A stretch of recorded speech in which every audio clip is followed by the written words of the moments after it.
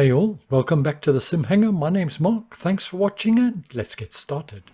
Please forgive my indulgence of the rather cinematic intro, but I love a bit of history. Plus I lived fairly close to this airport when I first moved to the UK, some 20 years ago. And as you've probably gathered from the intro, this airport has a rich historical history. As airport scenery designers, PilotPlus have garnered a reputation for high quality and attention to detail. Biggin Hill, or Echo Golf Kilo Bravo, lives up to that standard and is their fifth airport in southern England. Their other airports being Bristol, London Oxford, London Southend and Whitlam Airpark. This airport is situated fairly close to London City itself. We've just arrived overhead, and as you can see, this is a large airport. So we'll just have a quick loop round the airport just to get our bearings, and then we'll land and have a closer look around. There are no scheduled passenger service flights from Biggin Hill. Activity is very much centred around business aviation as well as GA flying, with a fair number of corporates having their aircraft stationed here. Biggin Hill is also a training facility and is also a service and support centre for Bombardier, or Bombardier depending which side of the fence you're born on. There's a couple of Spitfires I see next to the heritage hangar, so this is as good a place to land as any. So we'll put down here and we'll be able to take a look at the amazing detail PilotPlus have put into this true-to-life airport. And it's interesting to note that PilotPlus worked with the airport management to make sure they got all the details just right. And from what I can see so far, well, they've succeeded in that task. Let's shut down our H135 and we can go for a stroll about. Ever fancied a flight in a real-world Spitfire? Well, Biggin Hill and the Heritage Hangar is one place you could go. An experience of a lifetime, but fairly costly. Taking your Spitfire out for a spin at Biggin Hill, well, it's a whole lot cheaper in your sim. Mind you, with the amount we spend on this sim, well, I'm not so sure anymore. Straight out the gate, and PilotPlus's attention to minute detail is clearly evident. From the weathering on the buildings right through to notices on the doors.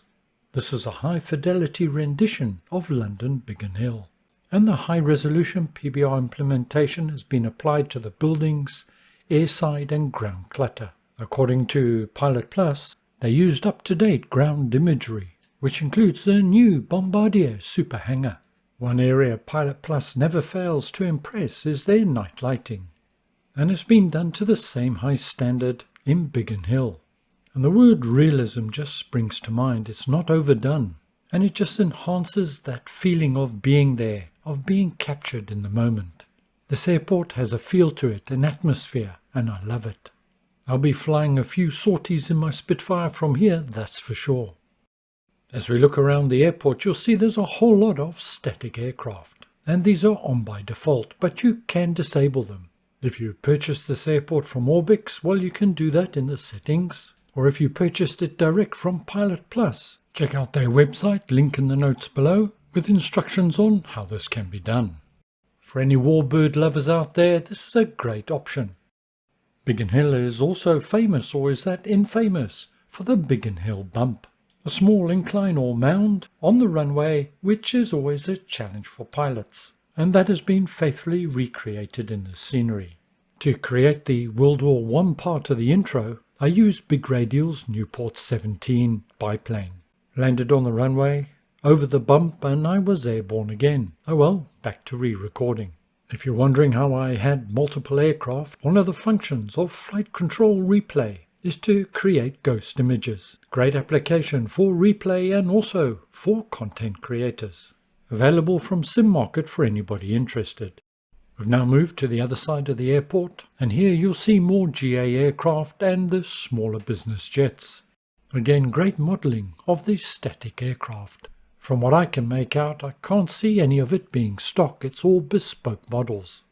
Frame rates with this airport were fairly good. I didn't have any problems, and of course you've always got the option to disable these static aircraft. That's the control tower ahead.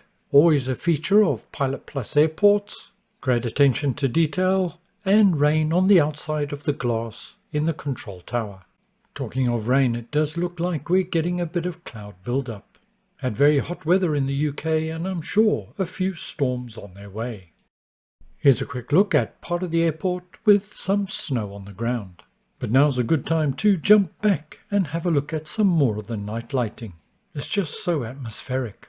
The terrain has been modelled to 1 metre accuracy, and that's not just the airport, but PilotPlus have modelled some of the surrounding areas as well. And it's these little details that really count. And as you line up for your final approach, well, it just enhances the experience. There's so many good airports available for Microsoft Flight Simulator. It's difficult to know what is good and what isn't.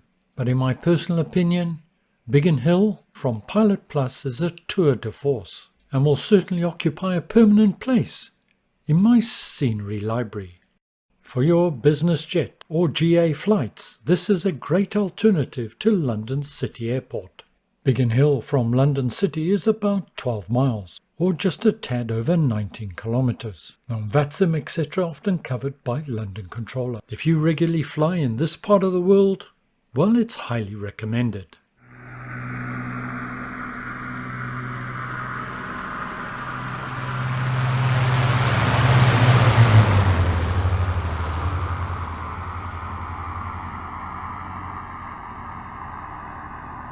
As always, thank you very much for joining me. I hope you found this informative and useful. If you enjoyed it, don't forget to give a thumbs up. Stay well, look after yourself, see you again soon, and bye for now.